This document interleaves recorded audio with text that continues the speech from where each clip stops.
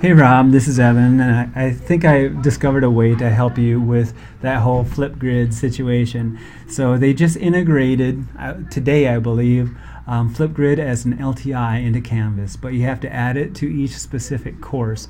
So I'm going to demonstrate how to do that. So for the moment, ignore that FlipGrid is on the list right here because I'm going to show you how to add it. So first thing you have to do is go to Settings, and then you will go to Apps. So I go to Apps here, and then if I click on FlipGrid, it's going to give me all sorts of instructions on how to add FlipGrid to my course. So you already have an account, so you don't have to do all that, but you do have to generate a key and a secret. And my hint here is to right click on this and open it new tab, so you can go back and forth and copy and paste those two things. So I'm going to open a link in a new tab.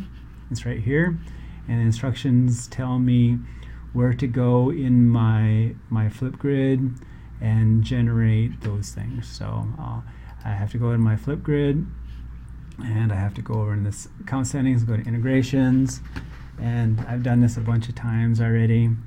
And so all I have to do is a new integration, and I'll say it, my course, I don't know, and I'll hit create, and it creates a consumer key, and I'm going to copy that, and a shared secret.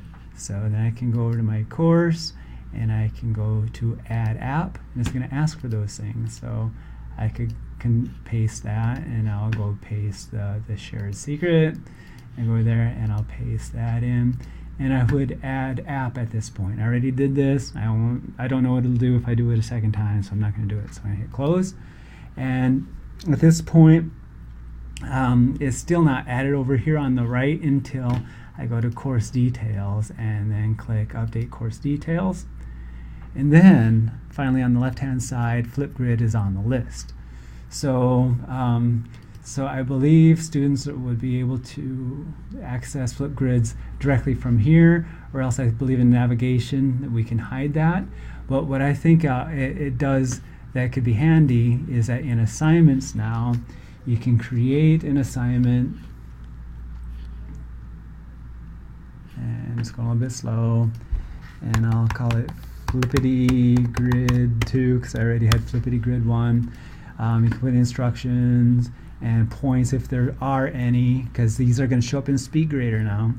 And the submission type would be external tool, and then you can find FlipGrid. This shouldn't have been on the list until this point because he added it to the class. So then any other options that you want to put on there. And I hit save and publish.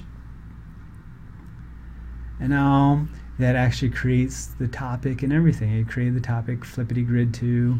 And if you want to change the options, you do that here somewhere. You edit topic. But now students can go to that assignment. They can submit directly right there. And you'll be able to see that in SpeedGrader.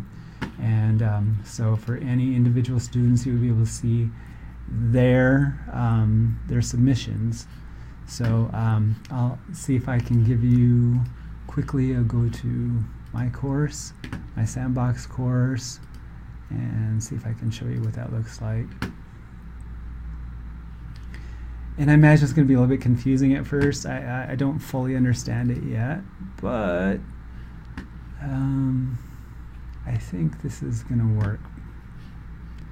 So I'm going to go to, it was FlipGrid 1, but I had a couple recordings in. So there's FlipGrid, and then I'm going to go to SpeedGrader, and I know that Callie submitted, so I can play her grid, or flip. What a beautifully interesting intro.